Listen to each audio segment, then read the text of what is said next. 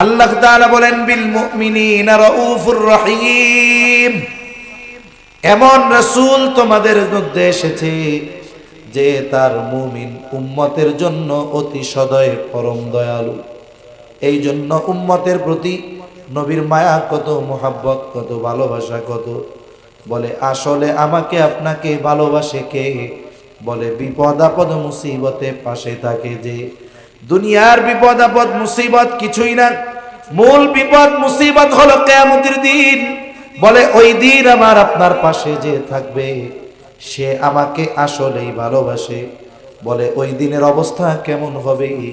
আল্লাহ তাআলা বলেন ইয়াউমা ইয়াফিরুল মারউ মিন আখিহি ওয়া উম্মিহি ওয়া আবিহি ওয়া সাহিবাতিহি ওয়া বানিহি লিকুল্লি ইমরিইম মিনহুম ইয়াউমাইযিন শা'নুন ইউগনি।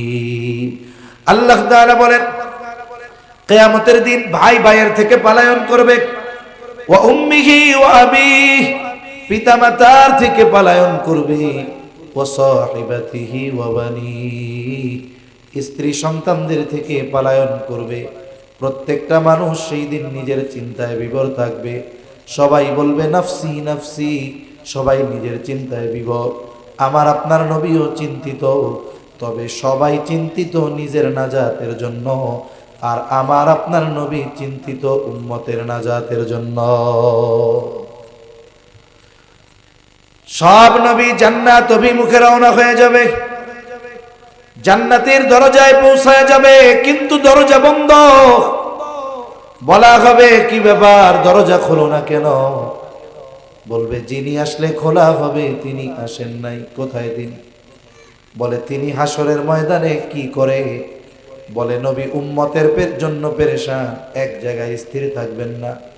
নবীজি একবার চলে যাবেন পুলসিরাতের কাছে, না জানি তার কোন উম্মত পুল পাড়ি দিতে ব্যর্থ হয়ে যায়। আর একবার চলে যাবেন হাউজে কাউসারের কাছে, না জানি কোন উম্মত পানি মাহরুম হয়ে যায়। আর একবার চলে যাবেন মিজানের কাছে, না জানি কোন উম্মত ওজনে ধরা পড়ে যায়। আর একবার চলে যাবেন জাহান্নামের দুয়ারে, না জানি কোন উম্মতকে জাহান্নামে দিয়ে দেওয়া হয়। আবার যখন উম্মতের জন্য সুপারিশ দরকার, আল্লাহর কাছে আইসা উম্মতের জন্য সুপারিশ করবে। বলে নবী ততক্ষণ পর্যন্ত জান্নাত অভিমুখে রওনা হবেন না, যতক্ষণ না তার ওই উম্মত, যার ব্যাপারে আল্লাহ তাআলার পক্ষ থেকে ক্ষমার নিশ্চয়তা নবী না পাবেন, ততক্ষণ পর্যন্ত নবী নিজে জান্নাত অভিমুখে রওনা হবে না। থেকে খুবই গুরুত্বপূর্ণ কথা শ্রবণ করবার, আমাকেও আপনাদের খেদমতে কিছু কথা বলবার তৌফিক যে মহান মানিব দান করেছেন, সে মহান মানিবকে খুশি করার জন্য মহব্বতের সাথে জবান খুলে অন্তর থেকে আমরা একবার কালিমাতুশ শুকর পাঠ করি। আলহামদুলিল্লাহ। অগণিত দুরূদ ও সালাম সাইয়্যিদুল আম্বিয়া, আশরাফুল আম্বিয়া, খাতামুল আম্বিয়া, ইমামুল মুরসালিন, রহমাতুল লিল আলামিন, মুহাম্মাদুর রাসূলুল্লাহ সাল্লাল্লাহু আলাইহি ওয়াসাল্লামের উপর। আমি আপনাদের খেদমতে পবিত্র কোরআনুল কারীমের সূরা তাওবা থেকে একটা আয়াত তিলাওয়াত করেছি ও রাসূল আকরাম সাল্লাল্লাহু আলাইহি ওয়াসাল্লামের অগণিত হাদিস থেকে একটা হাদিস পাঠ করেছি। আল্লাহ তাআলার কাছে তৌফিক চাই, আল্লাহ তাআলা কিছু কথা বলার তৌফিক দান করেন, যে কথাগুলো আমাদের সবার দুনিয়া এবং আখিরাতের জন্য কল্যাণকর হয়। সকলে বলি আমিন। আল্লাহ তাআলা এই দুনিয়াতে আমাদেরকে অজস্র অগণিত নিয়ামত দান করেছেন। আল্লাহ প্রদত্ত নিয়ামতের সংখ্যা কত, এই হিসাব দুনিয়ার কেউ করতে পারবে? আল্লাহ তাআলা কোরআনুল কারীমের মধ্যে বলেন ওয়া ইন তাউদ্দু নি'মাতাল্লাহি লা তুহসুহা, তোমরা যদি আল্লাহর নিয়ামত সমূহ গণনা করো হিসাব করতে পারবা না। তাহলে আমাদেরকে অগণিত নিয়ামত দান করেছেন কে? আরো জোরে বলেন না কে? সুস্থ আছি, বেঁচে আছি, আল্লাহ তাআলার পক্ষ থেকে নিয়ামত। এই যে দ্বীনি মাহফিল, মাদ্রাসা, মসজিদ, এগুলো আমাদের জন্য আল্লাহ তাআলার পক্ষ থেকে নিয়ামত। প্রত্যেকটা নিয়ামতের যথাযথ কদর করা দরকার।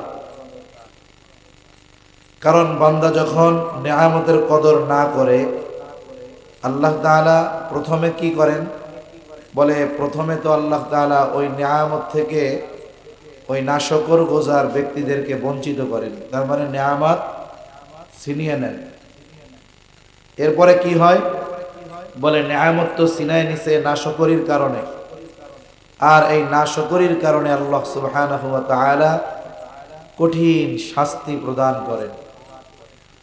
আল্লামা তাকি উসমানী দামাত বরকাতুহুমুল আলিয়া, ওনার সফরনামা পাওয়া যায়, সফরনামা বিশ্বব্যাপী উনি ভ্রমণ করেছেন। এটাকে আবার তিনি কাগজের মলাটে লিপিবদ্ধ করেছেন। ওনার সফরনামার মধ্যে উনি যখন কোনো দেশে যাইতেন, ওই দেশের ইসলাম মুসলিম এগুলোর ঐতিহ্য উনি খুঁজতেন। তা উনি বলেন, আমি একটা দেশে গেলাম, ওই দেশের ইসলাম মুসলমানদের ইতিহাস খুঁজতে গিয়ে ঘাটতে গিয়ে জানতে পারলাম এই দেশে এক সময় 100% মুসলমান ছিল, তার মানে অন্য ধর্মের কোনো মানুষ ছিল না। আমাদের দেশে মুসলমানের সংখ্যা কত? আমরা বলি 92%, কিন্তু হযরত যেই দেশের কথা বলতেছেন ওই দেশে মুসলমান কত পার্সেন্ট ছিল? 100%, 100%। মাদ্রাসা ছিল, মসজিদ ছিল, খানকা ছিল, এরকম দ্বীনি মাজমা মাহফিল সব চালু ছিল। কিন্তু একটা সময় তাদেরকে অলসতায় পেয়ে বসলো। মাদ্রাসাগুলোর ব্যাপারে গাফেল, বড় বড় মসজিদ মুসল্লি শূন্য, মাদ্রাসা ছাত্র শূন্য, খানকাগুলো মুরিদ শূন্য, মাহফিলগুলো মানুষ শূন্য। সময়ের পরিবর্তনে এক সময় ওই 100% দেশ, মুসলমানের দেশ, কি পরিস্থিতি হয়েছে? বলে প্রকাশ্যে দ্বীনের কথা বলা তো বহুদূর, সন্তানকে মানুষকে যদি কোরআন শিখতে হয়েছে, ঘরের মধ্যে গর্ত করে ওই গর্তের মধ্যে কোরআন শেখা লাগছে। কেন?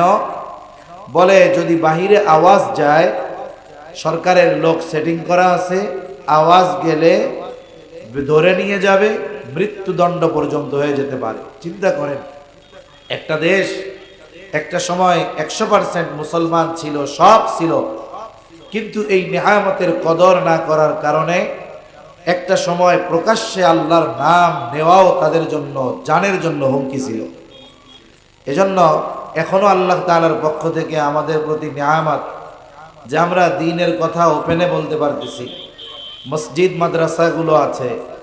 আমাদের উচিত সময় থাকতে এই দ্বীনি প্রতিষ্ঠান, দ্বীনি হালকা, মাদ্রাসা, মসজিদ এগুলোর কদর করা। যদি না হয়, আল্লাহ না করুন, ওই দেশের মতো যদি পরিস্থিতি হয়ে যায়, তাহলে কি করুন এক অবস্থা হবে, এটা চিন্তা করে উপলব্ধি করে আমাদের নিজেদের পরিবর্তন হওয়া দরকার আছে না নাই? আল্লাহ তাআলা আমাদেরকে যত নেয়ামত দিয়েছেন, সেই নেয়ামতগুলোর মধ্যে দামি এক নেয়ামত যে আল্লাহ তাআলা আমাদেরকে মুহাম্মাদুর রাসূলুল্লাহ সাল্লাল্লাহু আলাইহি ওয়াসাল্লামের উম্মত বানিয়েছেন। এটা আল্লাহ তাআলার পক্ষ থেকে আমাদের জন্য বড় এক নেয়ামত। আল্লাহ তাআলা তো আমার আপনার নবীকে আমাদের জন্য বিশেষ অনুগ্রহ হিসাবে অভিহিত করেছেন। আল্লাহ তাআলা বলেন, লাকাদ মান্নাল্লাহু আলাল মুমিনিনা ইয বা'আসা ফীহিম রাসূলাম মিন আনফুসিহিম। আল্লাহ রাব্বুল আলামিন বলেন, লাকাদ মান্নাল্লাহু আলাল মুমিনিন, মুমিনদের উপর আল্লাহ তাআলার বিশেষ অনুগ্রহ। ইয বা'আসা ফীহিম রাসূলাম মিন আনফুসিহিম, যে তিনি তাদের জন্য তাদের মধ্য থেকে একজন রাসূল প্রেরণ করেছেন।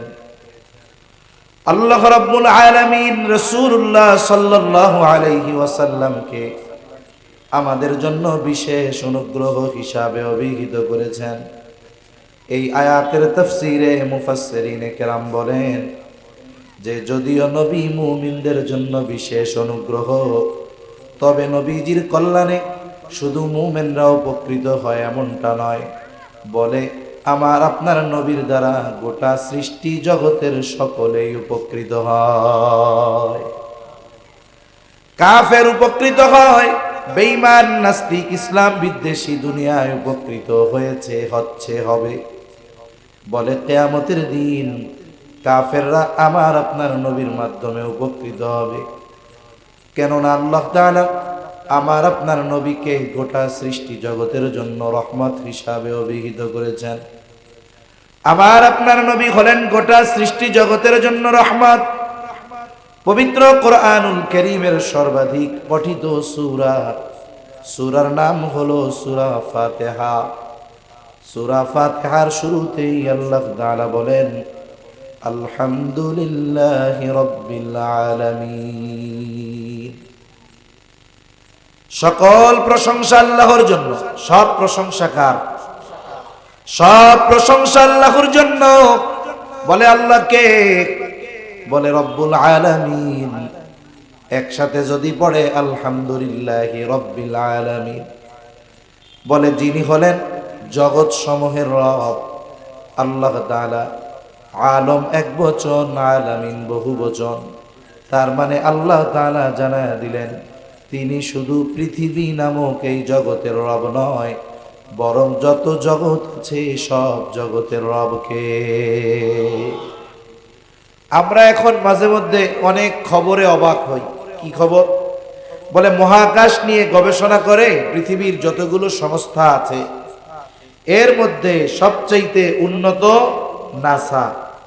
মাঝে মধ্যে আমাদের খবর দেয় যে 1,00,000 আলোকবর্ষ মাইল দূরে একটা নতুন গ্রহের সন্ধান পাওয়া গেছে।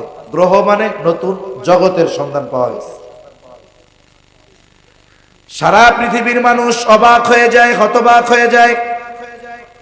বাস্তবতা হলো আল্লাহ তাআলা 1,500 বছর আগে আমাদের জানিয়ে দিয়েছেন, গোলাম মনে কইরো না এই পৃথিবী নামক একটা জগৎই আমি সৃষ্টি করেছি। আল্লাহ তাআলা বহু বচন ব্যবহার করার মাধ্যমে জানায় দিলেন সৃষ্টি জগতে অগণিত জগৎ আমি আল্লাহ সৃষ্টি করেছি। যত জগৎ আছে, যত আলম আছে, সব আলমের সব জগতের রবকে। আবার জোরে গো। তাহলে বোঝা গেল সৃষ্টি জগতের সব জায়গার রব আল্লাহ। আল্লাহ তাআলা আমার আপনার নবীর ব্যাপারে বলেন ওয়া মা আরসালনাকা ইল্লা রাহমাতাল লিল আলামিন। হাবিব, আপনাকে আমি জগৎ সমূহের জন্য রহমত হিসাবে প্রেরণ করেছি। তার মানে যত জগৎ আছে সব জগতের রব হলো আল্লাহ, আর যত জগৎ আছে সব জগতের জন্য রহমত হলো মুহাম্মাদুর রাসূলুল্লাহ সাল্লাল্লাহু আলাইহি ওয়াসাল্লাম। আল্লাহ তাআলা যেই জায়গার রব, আমার আপনার নবীও সেই জায়গার রহমত। সুবহানাল্লাহ বলেন। আল্লাহ তাআলা যেই জায়গার রব, আমার আপনার নবী সেই জায়গারও নবী। আমার আপনার নবী যেই জায়গার নবী, আমার আপনার নবী সেই জায়গারও রহমত। এই জন্য আমার আপনার নবীর আগে যত নবী আসছে, কারো নবুয়তির এরিয়া ছিল গোত্রব্যাপী, কারো কোনো দেশব্যাপী, কারো কোনো কওমব্যাপী। বলে আমার আপনার নবীজির নবুয়তির পরিব্যাপ্তি কত দূর, বলে আল্লাহ তাআলার রবুবিয়তের বিস্তৃতি যত দূর, আমার আপনার নবীজির নবুয়তির বিস্তৃতি তত দূর। এই জন্য কবি কত সুন্দর কথা বলে, বলে রবুবিয়ত খুদা কি হ্যায় জাহাতা, নবুয়তি মুস্তাফা কি হ্যায় ওহাতা। যেই জায়গার রব আল্লাহ, ওই জায়গারই রহমত মুহাম্মাদুর রাসূলুল্লাহ সাল্লাল্লাহু আলাইহি ওয়াসাল্লাম। এখন গোটা সৃষ্টি জগতের রহমত যেহেতু নবী, তাহলে সৃষ্টি জগতের মধ্যে যত সৃষ্টি আছে সব সৃষ্টির জন্য রহমত আমার আপনার নবী। ঠিক কিনা বলেন? নবী রাহমাতুল লিল আলামিন হওয়ায় শুধু মুমিনরা উপকৃত হয়েছে এমন নয়, কাফেররাও উপকৃত হয়েছে। সহিহ মুসলিম থেকে ঘটনা শোনাই আপনাদের। আবু জেহেল একদিন নবীজির সামনে দাঁড়ায়া নবীজিকে শোনায়া শোনায়া আল্লাহ তাআলার কাছে দোয়া করে, বলে আল্লাহ আপনি যদি সত্যই কোরআন মুহাম্মাদের উপরে নাজিল করে থাকেন, তাহলে আমাদের উপরে পাথর বর্ষণ করেন অথবা যন্ত্রণাদায়ক শাস্তি দেন। আবু জেহেল নবীকে শোনায়া শোনায়া দোয়া কার কাছে করে, জোরে গম। এখন প্রথম কথা হইল, আবু জেহেল কি আল্লাহরে বিশ্বাস করে? বলে হ্যাঁ করে। আমার কথা নয়, বরং আল্লাহ তাআলা বলেন, ওয়ালা ইন সাআলতাহুম মান খালাকাস সামাওয়াতি ওয়াল আরদা লায়াকুলুন্নাল্লাহ। আল্লাহ তাআলা বলেন, হাবিব আপনি যদি মক্কার মুশরিকদেরকে জিজ্ঞাসা করেন, মান খালাকাস সামাওয়াতি ওয়াল আরদ, আসমান এবং জমিনের স্রষ্টা কে, এই প্রশ্ন যদি মক্কার মুশরিকদেরকে জিজ্ঞাসা করেন, তারা তাদের দেবদেবীদের কথা বলবে না, অন্য কারো কথা বলবে না। আপনার প্রশ্নের জবাবে কি বলবে? আল্লাহ তাআলা দুইটা তাকিদ যোগ করে বলেন, লায়াকুলুন্নাল্লাহ, অবশ্যই অবশ্যই তারা বলবে আসমান জমিনের স্রষ্টাকে। তারা বলবে আসমান জমিনের স্রষ্টা আল্লাহ। ওয়ালা ইন সাআলতাহুম মান নাযালা মিনাস সামাই মাআ ফাআহইয়া বিহিল আরদা বা'দা মাউতিহা।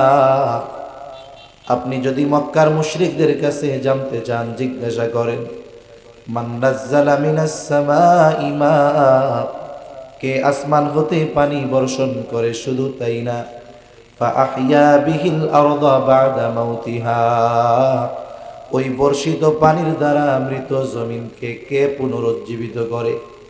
এখন তো পানি যদি না হয়, বৃষ্টি যদি না নামে, মোটর আছে, স্যালো মেশিন আছে, শক্ত মাটির মধ্যে পানি দিয়া নরম বানানো হয়।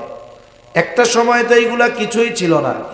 বলে একটা সময় এমন হতো, চৈত্র মাস, জমিনের পানি শুকায়, জমিনটা শুকায়া ফেটে চৌচির হয়ে যাইত।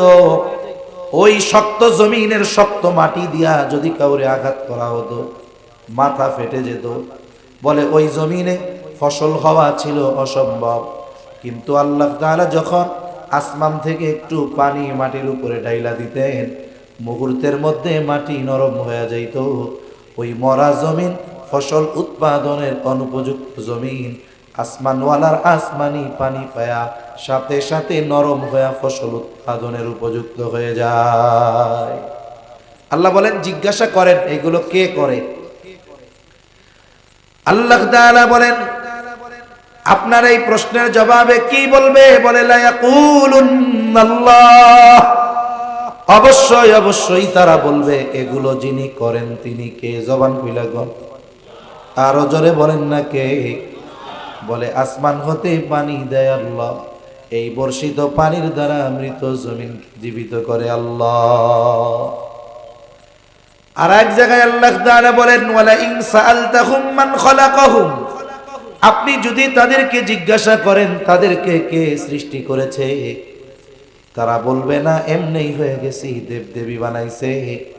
বলবে লায়াকুলুন্নাল্লাহ, অবশ্যই অবশ্যই আমাদের স্রষ্টা হলেন আল্লাহ।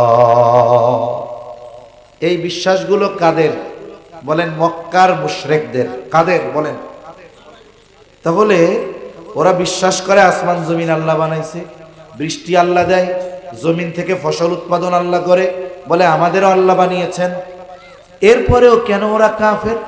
বলে আল্লাহর প্রতি বিশ্বাস থাকার পরেও তারা আল্লাহ তাআলার সাথে এমন কিছু শিরক করেছে যার কারণে এই বিশ্বাস মূল্যহীন হয়ে গেছে। এখন যদি একটু আমাদের দেশের দিকে তাকাই, পৃথিবীর অন্য দেশের কথা বাদ দেন, আমাদের দেশে মাজার পূজারি আছে না নাই? পীররে সেজদা দেওয়ার না লোক আছে না নাই? কবরের কাছে গিয়ে চাওয়ার লোক আছে না নাই? এই লোকগুলারে যদি জিজ্ঞাসা করেন কে তোমারে বানাইছে, বলবে আল্লাহ। বৃষ্টি দেয় কে? বলবে আল্লাহ। আসমান জমিন বানাইছে কে? বলবে আল্লাহ। আবু জেহেল উতবা সাহেবাও এটা কইতো। আবু জেহেল উতবা সাহেবা চাইতো লাত মানাত উজ্জার কাছে, আর এই মানুষগুলো যায় চায় পীরের কাছে, কবরের কাছে, মাজারের কাছে। বলেন তো আবু জেহেল আর এই ধরনের মানুষ যারা, এদের মধ্যে কোনো তফাৎ আছে নাকি? এজন্য অনেক মানুষ সমাজে আছে, দেখা যাবে সব ঠিক দেখতে মুসলমান, কিন্তু তার কিছু বিশ্বাস তাকে ইমান থেকে বের করে দিয়েছে, এটা টেরও সে পায় না। আবার যদি আপনি একটু সতর্ক করেন, যারে মিয়া এত শিরক হইতেছে, দেখবেন সে আপনার বড় দুশ্মন হয়ে যাবে। ঠিক কিনা বলে? আবু জেহেল নবীর সামনে শুনায় শুনায় বলে, আল্লাহ, আপনি যদি সত্যই কোরআন মুহাম্মাদের উপরে নাজিল করে থাকেন, তাইলে আমাদের উপরে পাথর বর্ষণ করেন, যন্ত্রণাদায়ক শাস্তি দেন। আল্লাহকে বিশ্বাস করে, আল্লাহর অস্তিত্বে বিশ্বাস করে, এই জন্য আল্লাহর কাছে বলে। এক হাদিসের মধ্যে আসছে, নবীজি বলেন, আবু জেহেল আল্লাহ তাআলার কাছে দোয়া করেছে, আর আল্লাহ তাআলা আবু জেহেলের দোয়াও কবুল করেছে। বদরের দিন সকালবেলায় আবু জেহেল আল্লাহ তাআলার কাছে বলে, আল্লাহ, আজকে যারা হকের উপরে আছে, সত্যের উপরে আছে, আপনি তাদের বিজয় দান করেন। নবীজি বলেন, আল্লাহ আবু জেহেলের দোয়া কবুল করেছে। বদরের দিন যারা হকের উপরে, সত্যের উপরে, আল্লাহ রব্বুল আলামিন তাদেরকে এই বিজয় দান করছে। এখন কথা হলো, আবু জেহেল এই কথা গোপনে গিয়ে আল্লাহর কাছে কইতো, নবীকে শুনায় শুনায় বলে কেন? প্রথম কারণ হইল, কথার মাধ্যমে নবীকে কষ্ট দিতে চায়। কেমন যেন বলতেছে, আল্লাহ, আমার দলে লোক কত, আমারও তো চেহারা টেহারা ভালো, টাকা পয়সারও অভাব নেই, আমার মতো লোক থাকতে আপনি মুহাম্মাদের মতো এতিম, টাকা পয়সা নাই, দলে লোকজন নাই, এমন একজনের উপরে কোরআন নাজিল করলেন, এটা কেমন কাম হইল? গ্রামে কিছু মানুষ আছে, গ্রামে বিশেষ করে মানুষের সাথে মানুষের শত্রুতা হইতে কিছুই লাগে না। আপনার উন্নতি, এই কারণে আপনি আর একজনের শত্রু এমনি হয়ে যাবেন, হিংসার ঠেলায়। আছে না নাই? অনেক সময় দেখা যাবে একজন গরিব মানুষ জমিনে কাজ করে খায়, অন্যের বাড়িতে কাজ করে খায়, সে তার ছেলেটাকে শহরে পাঠাইছে, লেখাপড়া শিখছে, এখন বড় অফিসার হয়েছে, মা বাপরে দেশ থেকে নিয়ে যাবে শহরে, বড় বাসার মধ্যে রাখবে। এখন মানুষ অনেক সময় কয় না যে অমক চাচার কষ্টের দিন শেষ। কি হয়েছে রে? কারে শুনো নাই? অমক চাচার ছেলে তো বড় শিক্ষিত, অনেক বড় অফিসার, শুনলাম কয়দিন পরে আইয়া কাকারে বাড়িতে ওই ঢাকা নিয়ে যাইব, 5 তলা বিল্ডিং আছে, ওইখানে কাকারে রাখবো, চাচার কষ্টের দিন শেষ। এই যে চাচার কষ্টের দিন শেষ হয়েছে, এটা সবার কাছে ভাল লাগবে না। পিছন থেকে একজনে কেব, এরে কার কথা কস রে? বলে অমুক চাচার কথা। কি হয়েছে? ওনার পোলা তো এরকম এরকম অফিসার, এই হয়েছে। কই অমুকের পোলা এই হইল? আমার বাড়িতে কয়দিন আগে কাম করে খাইছে, এর পোলা অফিসার। ওয়াল, এটা শোনার আগে মরলাম না কেন? এরকম কয় কি কয় না? এখন ওই টাইমে যদি আজরাইল এসে কয় তোমার মরতে মন চায়, আমার লগে চলো না, কইব আরবি আমি কি সত্যি সত্যি মরতে চাইছে নাকি? তো এমনি এমনি কইছি। মানে এই কথাটা বলার উদ্দেশ্য কি? ওই ব্যক্তির উন্নতি হইছে, তাকে তিরস্কার করা, ছোট করা, যে অমক আমার বাড়িতে কাম করতো, এখন এই হয়ে গেছে। এটা কথার দ্বারা কি দেওয়া? হিংসার কারণে তাকে কি করা? কথার দ্বারা কষ্ট দেওয়া। আর যদি মানুষ ভদ্র হয়, কথার দ্বারা কষ্ট দিলে, কেউ যদি কথা বলে উল্টা পাল্টা, সে চুপ করে বেড়ে দেয়, কিছু কয় না। অনেক সময় দেখা যায় হুজুর গো মানুষ কত কথা কয়, কয় মোল্লা, এরপরে কয় জঙ্গি, মানুষের বাড়িতে গায়, এরকম কয় কি কয় না? আমাদের একটু বেশি বলে তো, এই জন্য বলতেছি। এখন দেখা যাবে হুজুরে বলছে, হুজুর শুনে কিছু কয় না, ও মনে করে হুজুর মনে হয় বলো দুর্বল না। এই যে যে চুপ করে আছে, বলে এটা হলো রহমানের বান্দার অন্যতম গুণ। আল্লাহ তাআলা রহমানের বান্দাদের গুণগুলো বর্ণনা করতে গিয়ে বলেন, ওয়াইযা খাতাবাহুমুল জাহিলুনা ক্বালু সালামা। জাহেল মূর্খ অজ্ঞ যখন রহমানের বান্দাদের উদ্দেশ্য করে কোনো কিছু বলে, তারা বলে সালাম সালাম, চুপ কইরা থাকে। এর মানে সে দুর্বল নয়, কিন্তু সে রহমানের বান্দা, এই জন্য চুপ কইরা আছে। নবীকে শোনায় শোনায় আবু জেহেল বলতেছে, কিন্তু নবী কিছু বলে না। কিন্তু আল্লাহ তাআলা তার বন্ধুকে আবু জেহেল তিরস্কার করে খোঁচা দেয়। আল্লাহ তাআলা চুপ কইরা নাই, নবী যদিও চুপ, কিন্তু আবু জেহেলের এই কথার জবাব নবীর কাছে আল্লাহ পাঠায় দিলেন। আল্লাহ তাআলা কেমন যেন বলেন, ও আবু জেহেল, তোমরা যা করো, তোমরা যা বলো, তোমরা শাস্তির উপযুক্ত, কিন্তু কেন তোমাদের শাস্তি দেই না শুনে নাও।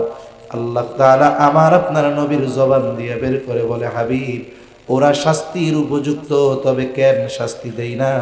আল্লাহ তাআলা বলেন, ওয়ামা কানাল্লাহু লিয়ুআযযিবাহুম ওয়া আনতা ফীহিম, বলে আপনি তো রহমাতুল লিল আলামিন, গোটা সৃষ্টি জগতের জন্য রহমত।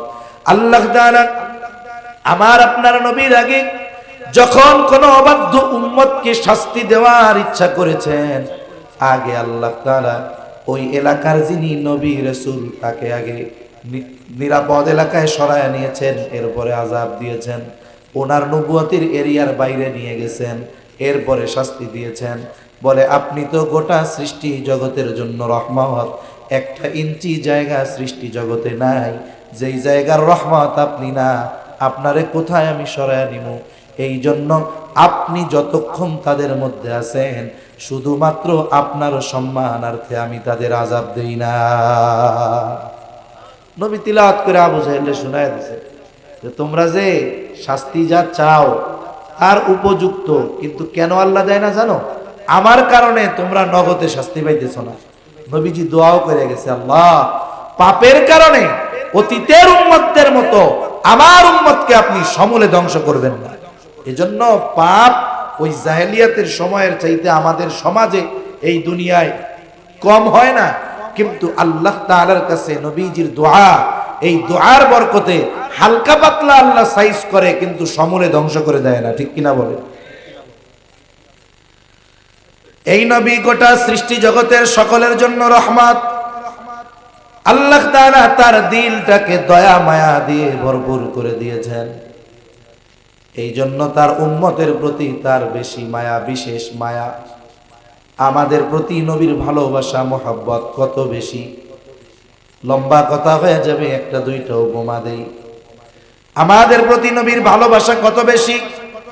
হাদিসের মধ্যে আসছে, আব্দুল্লাহ ইবনে আমর ইবনুল আস রাদিয়াল্লাহু তাআলা আনহু থেকে বর্ণিত, তিনি বলেন, নবীজি একদিন সাহাবায়ে কেরাম নবীর সামনে বসা, হঠাৎ করে নবীজি কোরআন থেকে তিলাওয়াত করলেন, আন্নান নাবিয়্য সাল্লাল্লাহু আলাইহি ওয়াসাল্লাম তাআলা মা কাওলাল্লাহি আযজা ওয়া জাল্লা ফি ইব্রাহিম আলাইহিস সালাম। আল্লাহ তাআলা ইব্রাহিম আলাইহিস সালামের ব্যাপারে যা নাজিল করেছেন, নবীজি কোরআন থেকে তা তিলাওয়াত করলেন। কি নাজিল করেছে? বলে ইব্রাহিম আলাইহিস সালাম তার গুনাহগার উম্মতের জন্য দোয়া করছে, রব্বি ইন্নাহুন্না আযলালনা কাসীরাম মিনান নাস ফামান তাবিআনি ফাইন্নাহু মিন্নী ওয়া মান আসানি ফাইন্নাকা গফুরুর রহিম। ইব্রাহিম আলাইহিস সালাম তার উম্মতের জন্য দোয়া করে, ও রব, ইন্নাহুন্না আযলালনা কাসীরাম মিনান নাস, এই প্রতিমাগুলো, এই মূর্তিগুলো অধিকাংশ মানুষকে পথচ্যুত করে ফেলছে। ফামান তাবিআনি ফাইন্নাহু মিন্নী, তবে যারা মূর্তি পূজা বাদ দিয়ে আমার আনুগত্য, আমারই তো উম্মত। কেমন যেন ইব্রাহিম আলাইহিস সালাম বলে, আল্লাহ, আপনি তো গফুর, আপনি তো রহিম, আপনি যদি চান আমার গুনাহগার উম্মত গুলারেও মাফ করে দিতে পারে। وقال عيسى عليه السلام إن تعذبهم فإنهم عبادك وإن تغفر لهم فإنك أنت العزيز الحكيم। ঈসা আলাইহিস সালাম তার গুনাহগার উম্মতের জন্য আল্লাহ তাআলার কাছে দোয়া করে আর বলে, রব, আপনি যদি তাদের আযাব দেন, শাস্তি দেন, তারা তো আপনারই বান্দা। ওয়া ইন তাগফির লাহু, আর যদি তাদের আপনি মাফ করে দেন, ফাইন্নাকা আনতাল আজিজ, আপনি হলেন মহাপরাক্রমশালী, আপনি হলেন হাকিম, মহাপ্রজ্ঞাময়। তার মানে ঈসা আলাইহিস সালাম বলে, আল্লাহ, আপনি আমার গুনাহগার উম্মত, আপনার বান্দাগুলারে মাফ করে দেন। দুই নবী তাদের উম্মতের জন্য ক্ষমা চেয়ে দোয়া করছে কার কাছে? জোরে কোন, কার কাছে? আল্লাহর কাছে। নবীজি এই দুই আয়াত তিলাওয়াত করছে। স্বাভাবিকভাবে সব সময় তো উম্মতের কথা মনে পড়ে। বাবা মারা গেছে বা সন্তান মারা গেছে, বলেন তো সেই বাবার সব সময় সন্তানরে মনে পড়ে না? মনে পড়ে। কিন্তু যেই দিনটা মরছে ওই দিনটায় কম মনে পড়ে না বেশি মনে পড়ে? যারে আমার ছেলেটা আজকের দিনে দুনিয়া থেকে চলে গেছিল। নবীজি সব সময় উম্মতের চিন্তায় চিন্তিত। বলে যখন এই দুই নবীর উম্মতের ব্যাপারে মাগফিরাতের দোয়ার আয়াত তিলাওয়াত করছে, এইবার নবীর অন্তরে গুনাহগার উম্মতের মায়া ঢেউ উঠে গেছে। এইবার নবী কি করেন? বলে ফারফা ইয়াদাইহি, দুই হাত এইভাবে উঁচু কইরা ধরছে, আসমানের দিকে তাকায়া বলে আল্লাহুম্মা উম্মতি উম্মতি ওয়া বাকা। দুই হাত উঁচু করে আল্লাহ তাআলার কাছে বলে আল্লাহ আমার উম্মত আমার উম্মত। আর দুই চোখ দিয়া পানি পড়ে। নবীজি আর কিছুই বলেন না।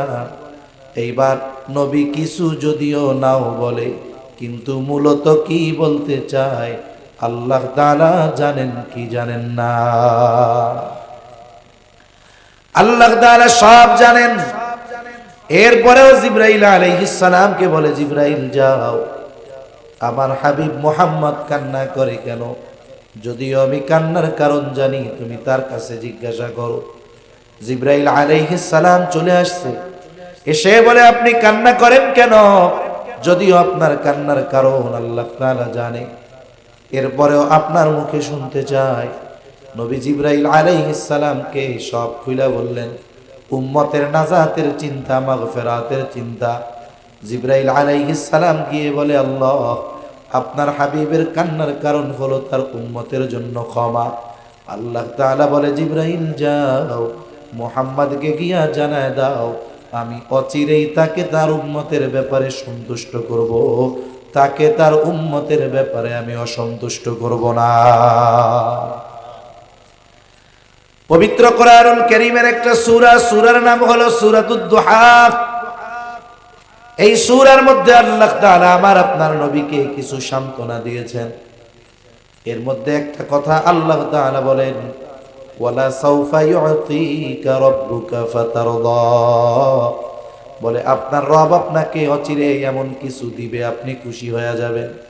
আবার এই হাদিসে নবীজি বলেন আল্লাহ তাআলা বলছেন অচিরেই আপনাকে আপনার উম্মতের ব্যাপারে সন্তুষ্ট করব। এই দুই কথার জবাবে নবীজি বলেন আল্লাহ আমি ততক্ষণ সন্তুষ্ট হব না, খুশি হব না, যতক্ষণ না আমার সব উম্মতের ব্যাপারে জান্নাতের ফয়সালা হবে। যতক্ষণ না আমার উম্মত কমপক্ষে যাদের যাররা পরিমাণ ঈমান হলেও আছে, এদের ব্যাপারে যতক্ষণ না জান্নাতের নিশ্চয়তা আমি পাবো, ততক্ষণ পর্যন্ত আমারে আপনি খুশি বানাইতে পারবেন না। সুবহানাল্লাহ। উম্মতের প্রতি কেমন মায়া! উম্মতের দ্বারা আঘাতপ্রাপ্ত হয়েও নবী কখনো বদদোয়া করেন নাই। আমাদের সমাজে অনেক বাবা আছে, মা আছে, সন্তান সামান্য একটু কষ্ট দিলে বদদোয়া করে দেয়। অনেক মানুষ আছে কথায় কথায় বদদোয়া দেয়। অনেক ওস্তাদও আছে কথায় কথায় বদদোয়া দেয়। কিন্তু নবী উম্মতের দ্বারা আঘাতপ্রাপ্ত হয়েছেন, রক্তাক্ত হয়েছেন, বদদোয়া করেন নাই। উহুদের ময়দানে নবীজি রক্তাক্ত, বদদোয়া করেন নাই। আবার নবীজি যখন প্রথম দিকে দাওয়াত দিতে গেছেন তায়েফ, বনু সাকিব গোত্রের মধ্যে, যেই জায়গায় জীবনের শৈশবকালীন কিছু সময় নবীর কেটেছে, নবী দাওয়াত দেওয়ার জন্য যান। মক্কার মানুষেরা ওইখানেও চলে গেছে, তায়েফের মানুষগুলাকে নবীর পেছনে পাগল পাগল বলে লেলায় দিয়েছে। তারা নবীর গায়ে পাথর দিয়ে আঘাত করে, বলে পাথর ছোট ছোট ছিল না, পাথর বড় বড় ধারালো পাথর ছিল। বলে কেমনে বোঝা যায়? পাথরের আঘাত শুধু নবীর গায়ে লাগছে তা নয়, পাথরের আঘাতে গায়ে ক্ষত হয়ে রক্ত বের হওয়া শুরু হয়ে গেছে। পুরা গায়ের পোশাক রক্তে রঞ্জিত ভিজে গেছে, গা বেয়ে বেয়ে রক্ত পড়ে, পা দিয়ে দিয়ে জুতার মধ্যে ঢুকে রক্ত শুকায়া ওই জুতার মধ্যে পা আটকে গিয়েছে। কি পরিমাণ রক্ত নবীজির গা দিয়ে বের হয়েছে! আমরা অনেক সময় ব্লাড ডোনেট করি, রক্তদান করি, এটা বড় ভালো কাজ, সওয়াবের কাজ। আমি একজন রুগীকে কন্টিনিউ রক্ত দিতাম পিজি হসপিটালে। ডায়ালিসিস করা লাগতো, আল্লাহর বান্দা মারা গেছে। তখন কতজন দেখতাম 100 গ্রাম 150 গ্রাম রক্ত বের করার পর 15-20 মিনিট শুয়ে আছে, খাবার দিছে, স্যালাইন দিছে, পানি দিছে, বিস্কিট দিছে। আধা ঘন্টা শোয়ার পর যেই উঠা দাঁড়ায়, রাস্তার একেবারে পইড়া অজ্ঞান হয়ে গেছে। 1-150 গ্রাম রক্ত বের হওয়ায় তার শরীরের অবস্থায় এরকম হয়ে যাইত। প্রত্যেক দিন যেই দিনই যাইতাম 3 মাস পর পর দেখতাম যে 2-1 জনের ঘটনা এরকম ঘটে। অথচ নবীর গা দিয়ে কত রক্ত পড়ছে। নবীজি পড়ে যাইতেন, উঠতেন, কি বলতেন? বলতেন, বলো লা ইলাহা ইল্লাল্লাহ তুফলিহু, বলো লা ইলাহা ইল্লাল্লাহ, তোমরা সফল হয়ে যাইবা। সারাদিন পরে নবীজি পড়ন্ত বিকালে রক্তাক্ত দেহ নিয়ে এক আঙ্গুর বাগানের পাশে নবী বিশ্রাম করতেছে। ইতিমধ্যে জিবরাইল আলাইহিস সালাম হাজির, এসে বলে, ইয়া রাসূলুল্লাহ, এই সম্প্রদায় আপনার সাথে কেমন আচরণ করেছে আপনার মালিক সব দেখছি। আজকে আমি একা আসি নাই, আমার সাথে নতুন একজন ফেরেশতা পাঠানো হয়েছে। এইবার ওই ফেরেশতা নবীজির কাছে এসে বলে, ইয়া রাসূলুল্লাহ, এই কওম আপনার সাথে কেমন আচরণ করেছে আপনার মালিক সব দেখছে। আমি পাহাড়ের দায়িত্বে নিয়োজিত ফেরেশতা, আপনি যদি আমাকে নির্দেশ দেন, আল্লাহ আমাকে আপনার নির্দেশ পালনের জন্য পাঠাইছে। আপনি যদি আমাকে নির্দেশ দেন, যারা আপনার সাথে এমন আচরণ করেছে 2টা পাহাড় দিয়ে আমি তাদের পিষে দিব, অস্তিত্বহীন হয়ে যাবে।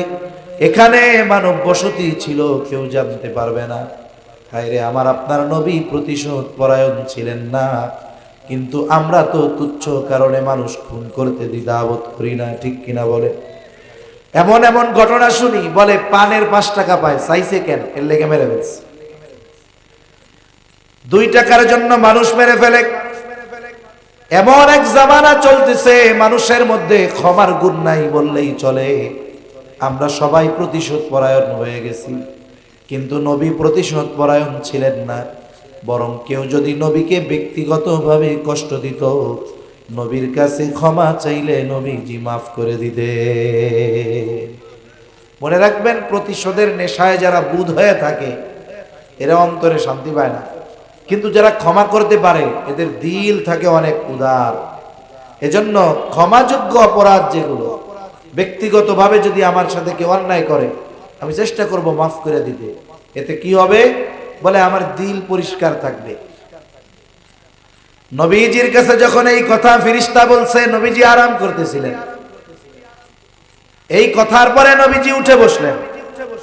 কেমন যেন ফেরেশতাকে বলে, তুমি বলতেছ, আমি আদেশ দেই তুমি 2 পাহাড় দিয়ে এদেরকে পিষে দাও। তুমি তো এই কথা কও, আর আমি এদের ব্যাপারে আল্লাহর কাছে কি আশা করি?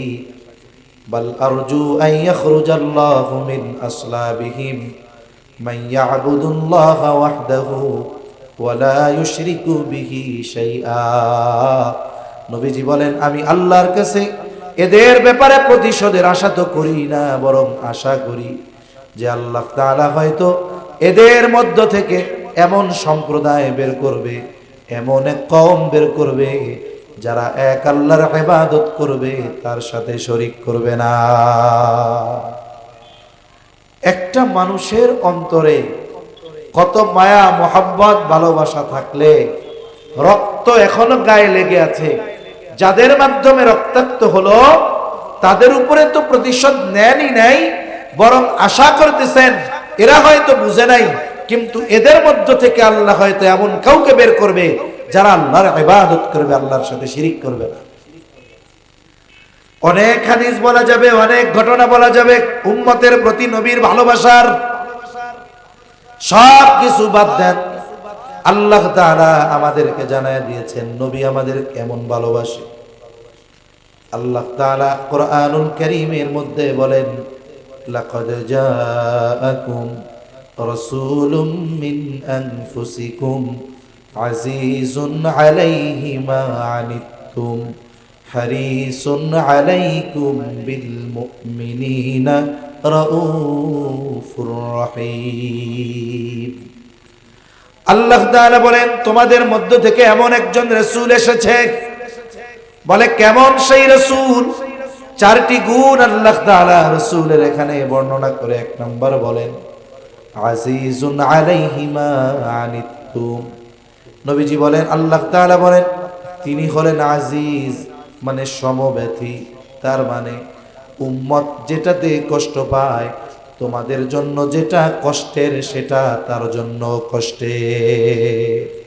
তার মানে উম্মত যেটাতে কষ্ট পায়, নবীও সেইটাতে কি পায়? কষ্ট পায়। এখন কথা হইল, আমার কষ্টে অপর আরেকজন কষ্ট পায় কখন? বলে এখানে একটা মুহাব্বতের সম্পর্ক থাকা লাগে, ভালোবাসার সম্পর্কের কারণে একজনের কষ্টে আর একজন কষ্ট পায়। মনে করেন একজনের 2 বছরের একটা বাচ্চা আছে, ছেলে আছে, আব্বু আব্বু করে ডাকে। এখন এই ছোট বাচ্চা, তার বাড়ি একেবারে প্রত্যন্ত অঞ্চলে, আশেপাশে দোকান নাই, ডাক্তার নাই, রাত হইলে যাওয়ার কোনো উপায় নাই। ওই রকম এলাকায় গভীর রাত ওই 2 বছরের বাচ্চার জ্বর উঠছে। জ্বরের পরিমাণ এত বেশি, জ্বরের তীব্রতায় তার গা ফেটে যাচ্ছে, চোখ দুটো কেমন যেন বের হয়ে আসছে। জ্বরের তীব্রতায় কষ্টে বাচ্চাটা আহ আহ শব্দ মুখ দিয়ে বের করতেছে। মা বাবার কিছুই করার নাই, দোয়া করা ছাড়া। কারণ এখন ডাক্তারের কাছে যাওয়ার উপায় নাই, গাড়িও নাই। এই অসুস্থ জ্বরাক্রান্ত সন্তানের 2 পাশে মা বাবা বসা।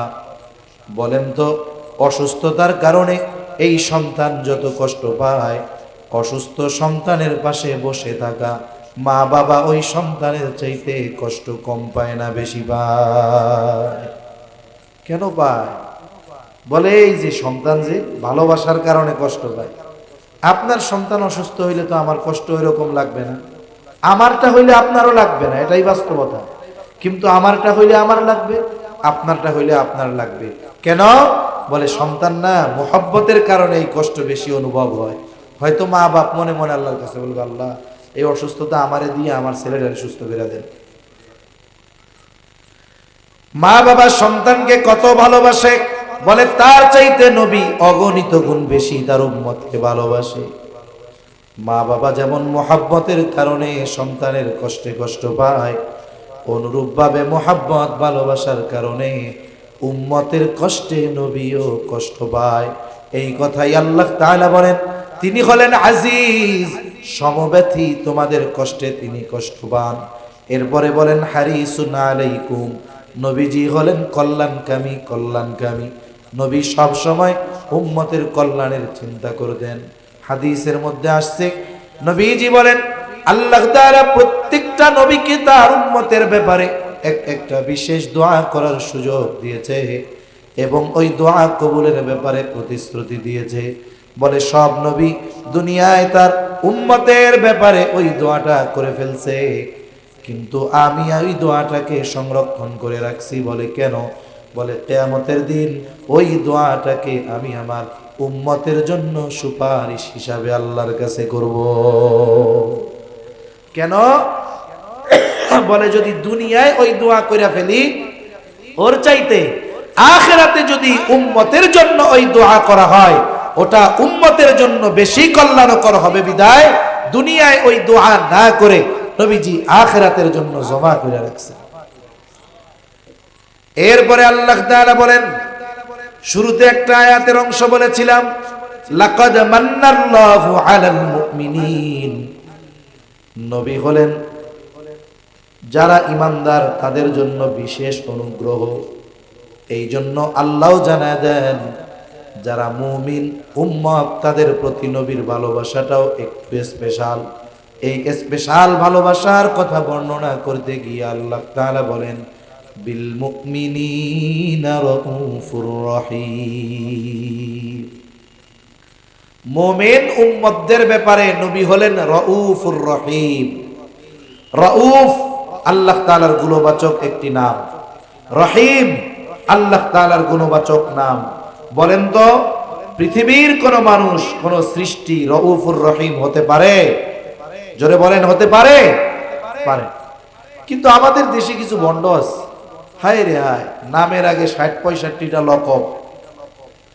এর মধ্যে দেখা যায় এমন কিছু লকব আছে যেগুলোর একমাত্র ক্ষমতা আল্লাহ, যেগুলোর একমাত্র অধিকারী আল্লাহ, দেখা যায় এই ধরনের শব্দ ব্যবহার করে। এক পীরের নামের শুরুতে নাকি আছে সাহেবে কুন, মানে বুঝেন কি, উনি যা বলে তাই হয়ে যায়। এখন বলেন তো সাহেবে কুন কে? ইন্নামা আমরুহু ইযা আরাদা শাইআন আন ইয়াকুলা লাহু কুন ফায়াকুন। আল্লাহ তাআলা যখন কিছুর ইচ্ছা পোষণ করেন, তিনি শুধু বলেন হও, তৎক্ষণাৎ সেটা হয়ে যায়। কিন্তু পীর সাহেবের আগে লাগাইছে সাহেবে কুন। পীর যদি মনে করে আমি সাহেবে কুন, মুরিদ যদি মনে করে পীর সাহেবে কুন, এগুলো সব জাহান্নামী।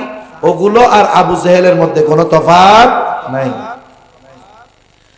অথচ রউফুর রহিম আল্লাহ, অতি সদয় পরম দয়ালু আল্লাহ, এই আল্লাহ উম্মতের প্রতি নবীর ভালোবাসা কত, এটা আমাদেরকে বোঝাতে গিয়ে নিজের গুণবাচক শব্দ রউফুর রহিম নবীর শানে ব্যবহার করছে। সুবহানাল্লাহ বলে। আল্লাহ তাআলা বলেন বিল মুমিনিনা রাউফুর রহিম। এমন রাসূল তোমাদের মধ্যে এসেছে যে তার মুমিন উম্মতের জন্য অতি সদয় পরম দয়ালু। এই জন্য উম্মতের প্রতি নবীর মায়া কত, মোহাব্বত কত, ভালোবাসা কত। বলে আসলে আমাকে আপনাকে ভালোবাসে কে? বলে বিপদ আপদ মুসিবতে পাশে থাকে যে। দুনিয়ার বিপদ আপদ মুসিবত কিছুই না, মূল বিপদ মুসিবত হলো কিয়ামতের দিন। বলে ওই দিন আমার আপনার পাশে যে থাকবে, সে আমাকে আসলেই ভালোবাসে। বলে ওই দিনের অবস্থা কেমন হবে? আল্লাহ তাআলা বলেন ইয়াউমা ইয়াফিরুল মারউ মিন আখিহি ওয়া উম্মিহি ওয়া আবিহি ওয়া সাহিবাতিহি ওয়া বানিহি লিকুল্লি ইমরিইম মিনহুম ইয়াউমাইযিন শা'নুন ইউগনি। আল্লাহ তাআলা বলেন কিয়ামতের দিন ভাই ভাইয়ের থেকে পলায়ন করবে। ওয়া উম্মিহি ওয়া আবিহি, পিতামাতার থেকে পলায়ন করবে। ওয়া সাহিবাতিহি ওয়া বানিহি, স্ত্রী সন্তানদের থেকে পলায়ন করবে। প্রত্যেকটা মানুষ সেই দিন নিজের চিন্তায় বিভোর থাকবে। সবাই বলবে নাফসি নাফসি, সবাই নিজের চিন্তায় বিভোর। আমার আপনার নবীও চিন্তিত, তবে সবাই চিন্তিত নিজের নাজাতের জন্য, আর আমার আপনার নবী চিন্তিত উম্মতের নাজাতের জন্য। সব নবী জান্নাত অভিমুখে রওনা হয়ে যাবে, জান্নাতের দরজায় পৌঁছায় যাবে, কিন্তু দরজা বন্ধ। বলা হবে কি ব্যাপার, দরজা খোলো না কেন? বলবে যিনি আসলে খোলা হবে তিনি আসেন নাই। কোথায় তিনি? বলে তিনি হাসরের ময়দানে কি করে? বলে নবী উম্মতের জন্য পেরেশান, এক জায়গায় স্থির থাকবেন না। নবীজি একবার চলে যাবেন পুলসিরাতের কাছে, না জানি তার কোন উম্মত পুল পাড়ি দিতে ব্যর্থ হয়ে যায়। আর একবার চলে যাবেন হাউজে কাউসারের কাছে, না জানি কোন উম্মত পানি মাহরুম হয়ে যায়। আর একবার চলে যাবেন মিজানের কাছে, না জানি কোন উম্মত ওজনে ধরা পড়ে যায়। আর একবার চলে যাবেন জাহান্নামের দুয়ারে, না জানি কোন উম্মতকে জাহান্নামে দিয়ে দেওয়া হয়। আবার যখন উম্মতের জন্য সুপারিশ দরকার, আল্লাহর কাছে আইসা উম্মতের জন্য সুপারিশ করবে। বলে নবী ততক্ষণ পর্যন্ত জান্নাত অভিমুখে রওনা হবেন না, যতক্ষণ না তার ওই উম্মত, যার ব্যাপারে আল্লাহ তাআলার পক্ষ থেকে ক্ষমার নিশ্চয়তা নবী না পাবেন, ততক্ষণ পর্যন্ত নবী নিজে জান্নাত অভিমুখে রওনা হবে না। আগে উম্মতের নাজাতের বিষয় নিশ্চিত হবে, এরপরে নবীজি জান্নাত অভিমুখে রওনা হবে। তাহলে সেই নবীর কর্মী হইলে লাভ না লস? আর যারা দুনিয়ায় বিভিন্ন রাজনৈতিক দলের কর্মী, আগে নেতা পালানোর জায়গা রেডি রাখছে, কর্মী এখন জীবন যায় যায় অবস্থা। সেজন্য এমন নেতারে ধরা দরকার, যেই নেতা আগে পালায় না, বরং পিছে থাইকা খুঁজা নিয়ে কয় তোমরা আগে যাও, আমি পিছনে আসি। আঘাত যদি পেছন দিক দিয়ে আসে, আমার গায়ে আগে লাগবে, তোমরা নিরাপদে যাও। কিন্তু আমরা দুনিয়ায় নেতা ধরছি কারে? মুহাম্মাদুর রাসূলুল্লাহকে বাদ দিয়ে এমন নেতা বানাইছি যে নেতা চইলা গেছে, এখন কর্মী পালায় বেড়াইতেছে, জান বাঁচানোই দায়, ঠিক কিনা বলে? এখন যতটুক কথা আমরা কোরআন হাদিসের আলোকে শুনলাম, নবী যে আমাদের কত ভালোবাসে, আপনাদের কি বুঝতে কোনো আর সমস্যা আছে? বলেন, আমার মা বাবার চাইতে নবী আমাকে আপনাকে কম না বেশি ভালোবাসে? সেই নবীকে ভালোবাসা আমাদের ইমানি দায়িত্ব। এই জন্য নবীজিকে ভালোবাসা দরকার। নবীজি তো আমাদের ভালোবাসে, আমাদেরও ভালোবাসা দরকার। বলে কতটুকু ভালোবাসতে হবে? বলে জীবনের চাইতেও বেশি। এই জন্য নবী বলেন, লা ইউমিনু আহাদুকুম হাত্তা আকুনা আহাব্বা ইলাইহি মিন ওয়ালিদিহি ওয়া ওয়ালাদিহি ওয়ান নাসি আজমাইন। নবীজি বলেন, তোমাদের মধ্যে কেউ ততক্ষণ পর্যন্ত মুমিন হতে পারবা না যতক্ষণ না সে তার পিতা মাতা সন্তান সন্ততি এক কথায় সকলের চাইতে আমি নবীকে বেশি ভালো না বাসবে। তাহলে মুমিন যদি হতে হয়, সবচাইতে বেশি ভালোবাসতে হবে কাকে? নবী মুহাম্মদুর রাসূলুল্লাহ সাল্লাল্লাহু আলাইহি ওয়াসাল্লামকে। এখন নবীকে ভালোবাসবো কেমনে? নবীরে তো ভালোবাসতে মন চায়। আবু বকর নবীকে সামনে পাইছে, নবীর কথায় সব সম্পদ এনে নবীর সামনে রেখে দিয়েছে। তালহা নবীজিকে সামনে পেয়েছে। নবীজি উহুদের ময়দানে গর্তের মধ্যে পড়ে গেছে। তালহা তাকায় দেখে নবীজির মাথার উপর দিয়ে বৃষ্টির ন্যায় তীর বর্ষা যায়। এইবার নবী মাথা উঠায় আর নামায়, না জানি কোনো তীরের আঘাত নবীজির গায়ে লেগে যায়। এই দৃশ্য দেখে তালহা নিজের পিঠটাকে নবীর জন্য ঢাল বানায় দিয়েছে। আমরা তো নবীকে সামনে পাই নাই, নবীকে কেমনে ভালোবাসবো? আমাদের ভালোবাসতে মন চায়। নবী সেই জন্য জানায় দেন, ও আমার উম্মত, আমি দুনিয়ায় না থাকলেও আমারে ভালোবাসতে পারবা। বলে কেমনে? নবী বলেন, মান আহাব্বা সুন্নতি ফাকাদ আহাব্বানি ওয়া মান আহাব্বানি কানা মাই ফিল জান্নাহ। নবীজি বলেন, যে আমার সুন্নতকে ভালোবাসলো সে আমি নবীকে ভালোবাসলো। নবীকে ভালোবাসলে লাভ কি? বলে সে আমার সাথে জান্নাতে অবস্থান করবে। জান্নাতে অবস্থান করা নবীর সাথে কত বড় সৌভাগ্যের ব্যাপার। সাহাবায়ে কেরাম যখন শুনছে যে তারা জান্নাতে নবীর সাথে থাকতে পারবে, হযরত আনাস রাদিয়াল্লাহু তাআলা আনহু বলেন, জান্নাতে নবীর সাথে থাকতে পারার সংবাদ পেয়ে আমরা এত খুশি হইছি যে ইসলাম গ্রহণের পরে আর কোনো কথা এত খুশি হই নাই। সুবহানাল্লাহ। সেই নবীর সাথে জান্নাতে থাকার সুযোগ এখনো আমাদের আছে না নাই? আছে। অফার চালু আছে। মনে করেন এক কোম্পানি আপনারে অফার দিছে। কি অফার? বলে শোনেন, আপনি মক্কা শরীফে গিয়া ওইখানে যে ক্লক টাওয়ার আছে, 5 স্টার হোটেল, এর উপরে ওইখান থেকে বাইতুল্লাহ দেখা যাবে। এক এক রুমের ভাড়া এক এক দিন 30,000 টাকা। আপনারে 5 দিন 5 রাত ওইখানে থাকার সুযোগ দেওয়া হইল, আর বিমানের টিকিট দেওয়া হইল। আপনি এখন কোন অফার তো আছে থাকার, টিকিটও আছে বিমানে ওঠার, পাসপোর্ট আর ভিসা যদি না থাকে অফার ভোগ করা যাবে? নবীর সাথে জান্নাতে থাকার অফার আছে।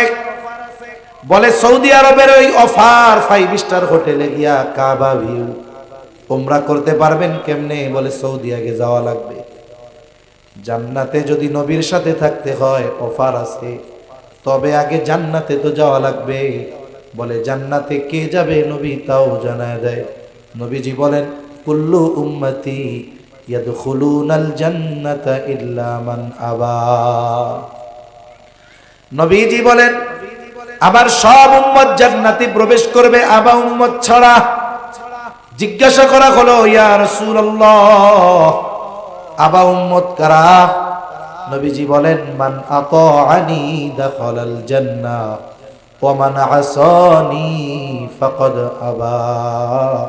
বলে যে আমার আনুগত্য করবে জান্নাতে প্রবেশ করবে, আর যে আমার আনুগত্য করলো না, আবা উম্মত, সে জান্নাতে প্রবেশ করতে পারবে না। তাহলে নবীর সুন্নাতকে মুহাব্বত এবং সুন্নাত অনুসরণ, এই দুই জিনিস যদি আমার আপনার মধ্যে থাকে, বলে জান্নাতে যাওয়া যাবে, নবীর সাথে থাকা যাবে। কত বড় অফার আমাদের জন্য রয়েছে। কিন্তু আফসোস, আমরা নবীর সুন্নতকে অনেক ক্ষেত্রে মহব্বতও করি না, অনুসরণ তো বহুদূর, বরং নবীর সুন্নাত মেনে চলা অনেক সময় আমরা আমাদের জন্য লজ্জার কারণ মনে করি। আছে না এরকম লোক? সুন্নাতের উপরে চলতে বললে বলে হুজুররা আর ওয়াজ পায় না, খালি সুন্নাতের কথা কইব। আবার সুন্নাতের কথা কয় কি, কয় দাড়ি রাখো, কয় দাড়ি ছাড়া কি আর কোনো সুন্নাত নাই? খাওয়ার পরে মিষ্টি মুষ্টি খামু, এইসব সুন্নাত ভাল লাগে তো? রাসূল সাল্লাল্লাহু আলাইহি ওয়াসাল্লামের অনুসরণ ব্যতি রেখে জান্নাতে যাওয়া অসম্ভব, ঠিক কিনা বলেন? এজন্য আমাদের খেয়াল রাখতে হবে, নবীর সুন্নতকে মুহাব্বতের সাথে অনুসরণ করলে জান্নাতে যাওয়া যাবে, নবীর সাথে জান্নাতে থাকা যাবে। মনে রাখতে হবে, সুন্নাত হইল মুসলমানদের কালচার, বিজাতীয়দের কালচার আমরা ধারণ করব না। আমরা কি করি? ইহুদি নাসারাদের কালচার ধারণ করি। আমাদের পোশাকে, আমাদের সুরাতে, আমাদের কর্মে, আমাদের আচার অনুষ্ঠানে সব জায়গায় বিজাতীয় কালচার, মুসলিমদের কালচার নাই। আমাদের বিবাহ শাদীর মধ্যে মুসলিমদের কালচার নাই, আমাদের পোশাকের মধ্যে মুসলিমদের কালচার নাই, আমাদের আচার অনুষ্ঠানের মধ্যে মুসলিমদের কালচার নাই। বলে আমরা এত ফকির না যে অন্য ধর্মের কালচার গ্রহণ করতে হবে। রাসূলুল্লাহ সাল্লাল্লাহু আলাইহি ওয়াসাল্লাম আমাদের জন্য তার আদর্শ রেখে গিয়েছেন, আর তার আদর্শটাই হলো মুসলমানদের জন্য উত্তম কালচার। মনে রাখতে হবে, সুন্নাতবিহীন সভ্য জাতিতে পরিণত হওয়া অসম্ভব। ইউরোপ আমেরিকা এরা সভ্য নিজেদের বলে, এদেরকে সভ্যতা শিখিয়েছে মুসলমানেরা, এখন ওরা আমাদেরকে শেখাতে চায়। কিন্তু আফসোস, আমাদের সন্তানেরা বোঝে না, ইসলাম সম্পর্কে জানে না, যার কারণে মনে করে ইসলাম মনে হয় শুধু নামাজ, রোজা, হজ, যাকাত এগুলোর কথাই বলে। না, আপনি আমি যদি পরিপূর্ণ সুন্নাহ সম্পর্কে জানতে পারি, তাহলে দেখতে পারবো ইসলাম কত সুন্দর। অন্য জাতির অনুসরণ আমাদের করা লাগবে না। দেখেন, বিজাতীয়দের অনুসরণ করার মাধ্যমে কি হয়, বলে কোনো জায়গায় অনুসরণ করা যাবে না, সেটা অনুষ্ঠানে হোক, যে কোনো বিষয় হোক। এই যে 28 ডিসেম্বর, আজকে 2 দিন 3 দিন পরে 31st নাইট, 31 তারিখ দিবাগত রাত, 1 বর্ষ চলে যাবে, আর 1 সৌরবর্ষের আগমন ঘটবে, জানুয়ারি আসবে। এইটাকে বিদায় আর জানুয়ারিতে স্বাগতম জানাতে গিয়ে খ্রিস্টান ইহুদিরা যত না আনন্দ উদযাপন করে, মুসলমানের বাচ্চারা আরো বেশি করে, ঠিক কিনা বলে? এই কালচার কি মুসলমানের? যদি জিজ্ঞাসা করি কত আরবি তারিখ, কি তারিখ না মাসই পারবো না কইতে, কিন্তু গুনতেছে কবে তারিখটা আসবে। দেখেন, এটা বিজাতীয়দের সভ্যতা, এটা বিজাতিদের কালচার। ইসলাম